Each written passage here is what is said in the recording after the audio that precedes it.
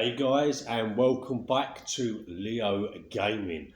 Today is a review in 2021 for, in case you couldn't get from that intro, Batman Arkham Asylum. This is actually from the Return to Arkham collection, and it was one of my favourite games back in the day. I do remember when I first played it. I wasn't that keen in the first 10 minutes, but then once you got through it, oh my God, it was one of the greatest games. And it probably is the best DC Batman game out there, even up to today. And this was out in 2009, so that is an achievement in itself. And it has aged really, really well. The graphics do not seem to age. So yes, without further ado, let's get straight into this review.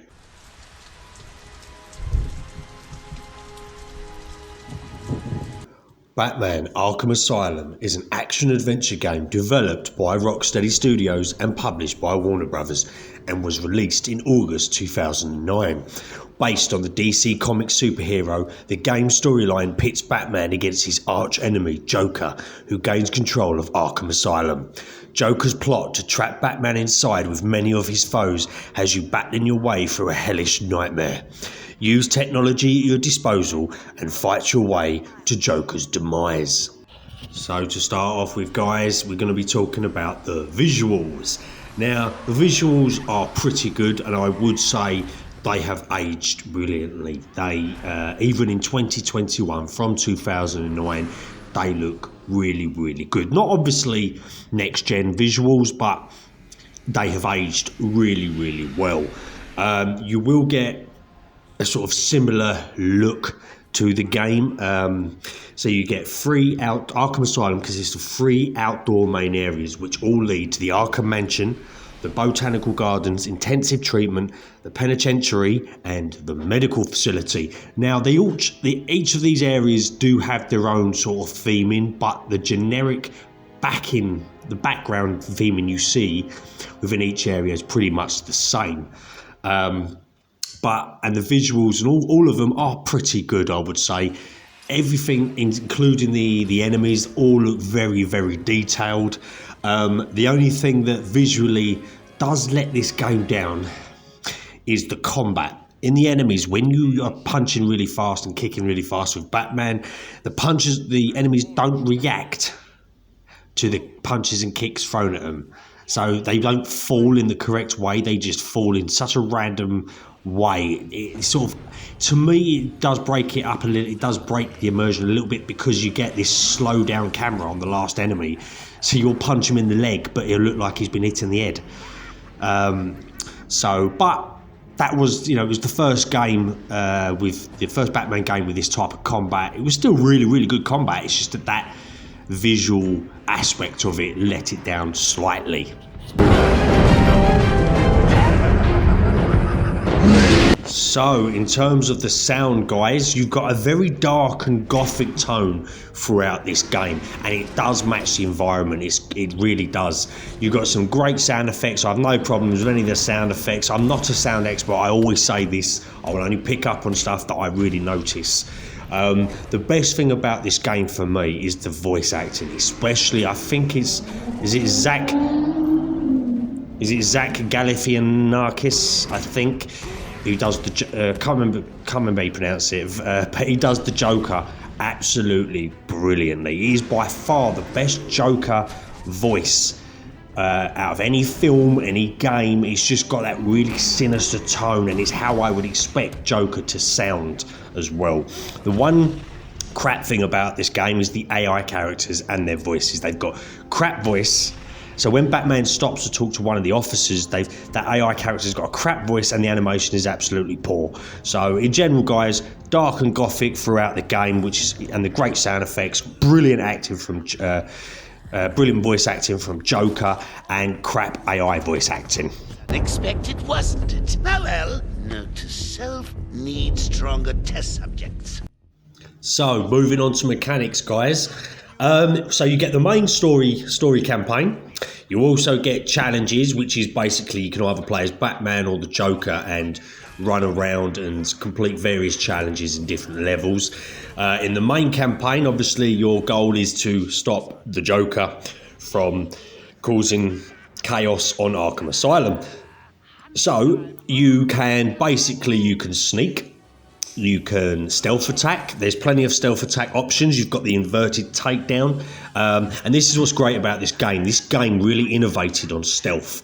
You've got this what you call detective mode, and you was able to grapple up towards the ceilings in each area on these sort of statue gargoyles coming out of the wall, and you was able to spot every enemy using detective mode, which is basically your way of tagging the enemies.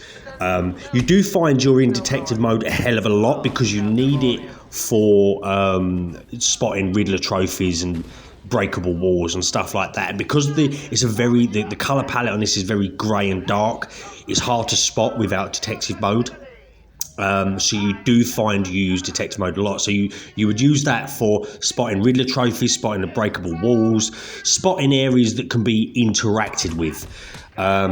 So yeah, and you also have a scan mode. So one of Riddler's you get in each area, you get a sort of riddle from the Riddler, and you have to look for that object that the riddle would match, and then you would have to scan it. It's really, really good. This was one of the fun things about this game that I loved. It's just the collectibles. You get audio tapes, you get Riddler trophies, and you get these Riddler riddles that you had to try and work out. And you also got deciphered messages from Amadeus Arkham, the creator of Arkham Asylum, and it gives you a background of an audio tape to his story and how it all started for him. But yeah, so in terms of stealth, you get inverted takedown from the gargoyles. You can also glide kick down to the enemies, and the enemies would glow red in detective mode. As you can see here, I'm swinging from gargoyle to gargoyle, and I'm about to approach and stealth take down these three enemies with that have got guns. It was so innovative. I think that's that it felt so great. This game, as linear as it was, it's not a massive open world. This just made it really, really, really, really great.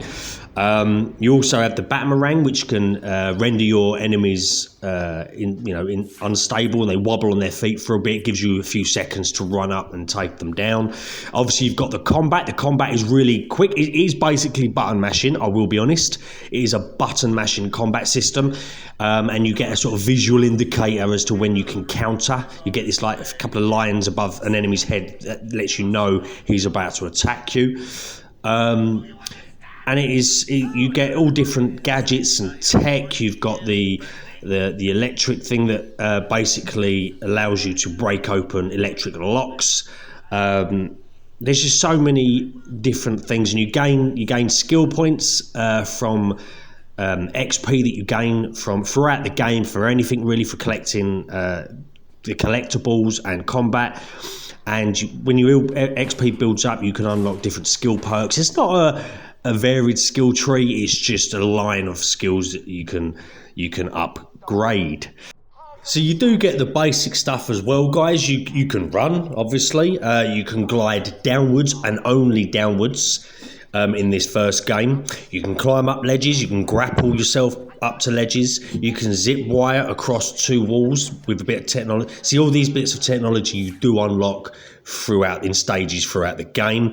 You can also pull objects and enemies with the grapple towards you or out the way. You also have an explosive gel gun which you can use to blow up walls or kill enemies. So you can plant some explosive gel on the floor, and as an enemy walk past, you can then detonate it. So there are various different options for you to clear an area of enemies. So basically that's what this game is. It's more sort of you go from area to area and you get a group of enemies. You do notice it quite a bit throughout the game, and especially if you've played it several times, you do notice that you are just going from area to area, clearing out enemies. And it is good. I mean, the amount of options they give you to clear them out is absolutely fantastic. And you also get these moments where throughout, this is what made this game absolute genius for me, is you got these moments throughout the game where Scarecrow would poison you with his mind-altering drug, and you'd go into like a dreamscape world. And for me, that really set this game apart. There were some horror moments also when you're dealing with Scarecrow. It is such a contrast from the normal gameplay to when you met Scarecrow. It sort of almost gave you a break from the main Joker storyline. It was almost like a Scarecrow storyline was running parallel alongside the Joker storyline, and it felt like it gave a welcome break to go into this sort of dreamscape of Scarecrow. And it was really, really good at the time in 2009. This was like a really, really great thing, and you sort of get a different perspective, a different view of how you control Batman. Also, you're not using this third person. It was almost like a 2D side-scrolling way of doing it. I mean, as you can see here, look. So you've got I've just entered the Scarecrow realm, and you'll see it in a minute. It changes to like a 2D side-scrolling platform, and even the sort of sound effects in the background on these levels was absolutely fantastic. It's just, so I'm just waiting for it to come up to the 2D side-scrolling bit. So look, if you look here we go. So then it goes into like a Sonic 2D side-scrolling. It just gave you a welcome break from the main gameplay, which I thought was brilliant.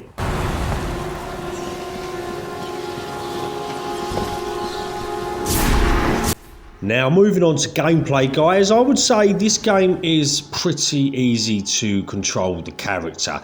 There's nothing difficult about it. The only slight problem is I did find that sometimes he would get in the way. When you're using Batman in the third person mode, he covers half the screen. Now, the fact that there's a lot of collectibles you need, I think they should have panned the camera out, have made Batman a little bit smaller on the screen rather than taking up half it, because that's why you ended up using detective mode a lot and then twisting and turning to look around, because he was covering half the screen. Apart from that, the gameplay is some of the best gameplay you will find. It is so brilliant. I didn't find one glitchiness about this game in terms of running around, climbing up ledges, anything. I didn't find any glitches whatsoever on this game. So this game was made as a whole. There's none of this rushing out job. This was made absolutely fantastically. So in terms of gameplay, guys, brilliant gameplay. And that, guys, that will wrap up my review for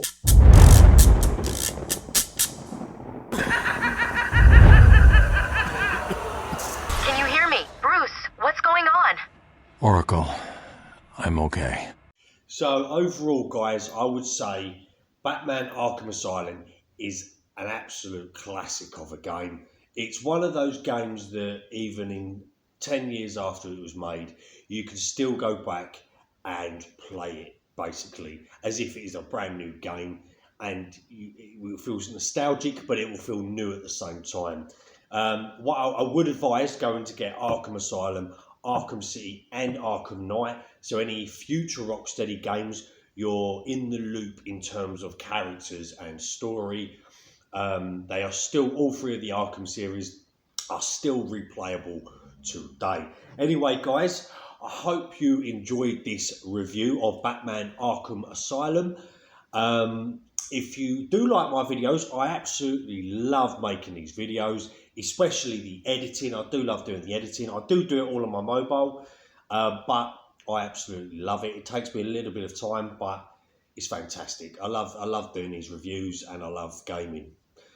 So if you do like my content, don't forget to hit the like and subscribe buttons, and also click that notification bell to stay bang up to date with any videos that I drop. Also, please check out my previous video review on Jurassic World Evolution, which is up on your screen right now. And enjoy the rest of your week, and love you all. Goodbye.